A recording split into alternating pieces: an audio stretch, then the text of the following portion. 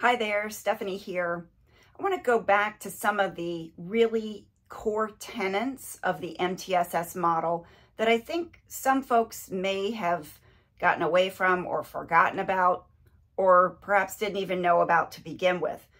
And those are the integration of general education and special education systems and resources, the focus on making decisions based on what students need, and the flexible use of services.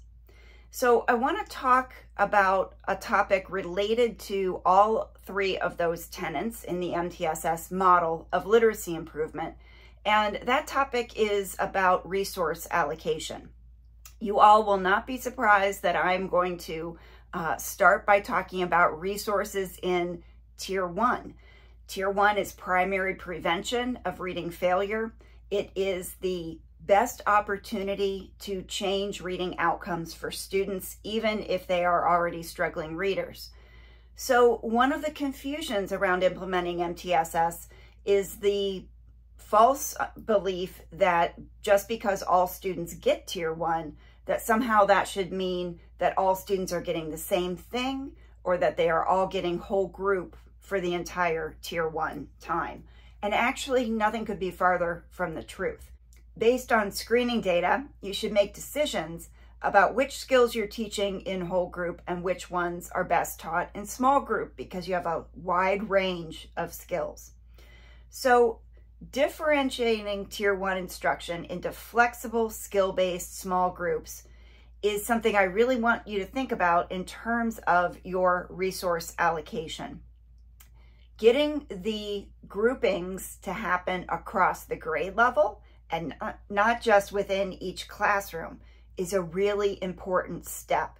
You might not be there yet, but if you could stretch your mind and think about if you laid out all the needs of students at your grade level and you made a list of all the adults who have a stake in the reading outcomes for students at your grade level, could you get a match? Could you allocate resources according to student needs? So I'm talking about forming skill-based groups for the small group part of your Tier 1 instruction and having the adult resources flood into the grade level. Who are these mythical adults coming to help support small groups? Well, I'm sure you have special educators in your school, special education staff, any paraprofessionals you might have. These days, lots of folks have reading interventionists. Maybe they're title funded, or maybe they're reading coaches. Those people are extremely helpful for differentiating Tier 1 instruction. Think about folks in related service roles like counselors, speech therapists, school psychologists. Even your EL staff can take a small group during Tier 1. This is a really important use of resources, and I want you to really be creative. I've seen some schools even use their librarians, train their music teachers, their principals and assistant principals. Be creative. Think about who your resources are.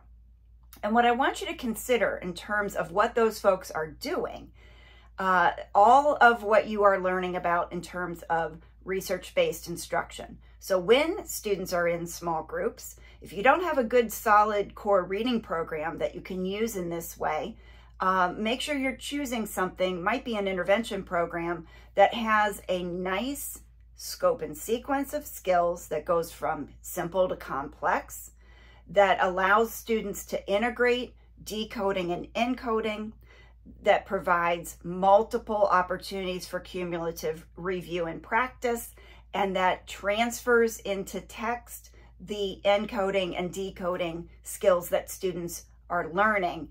So those would be some things to watch for to make sure that you have in that small group instruction. A couple of other considerations to keep in mind when you're deciding how to allocate your human resources to small group in Tier 1 would be thinking about having your most skilled instructors work with your most struggling students. This isn't always possible, but it's a really good idea when you can make this happen. And if you have to have others working with really struggling readers, make sure they get some PD to increase their skills, or have someone in a coaching role supporting that person as they are increasing their skills. Make sure that you are thinking about the frequency of the small group instruction so that you are meeting every single day in small group with the students who are struggling, who've been identified as being at risk, and that those are the students getting the extra dose of small group at Tier 2. And as much as you can, think about allocating your resources so that the most struggling students are in the smallest possible groups. So some things for you to consider. Now, you might be thinking, I can't do any of those things. That's overwhelming. We don't have the resources, or we're not there yet. Think about these as goals. Think about these as targets of opportunity for your future. Think about something that I've suggested here that is a small piece that you can take on right now.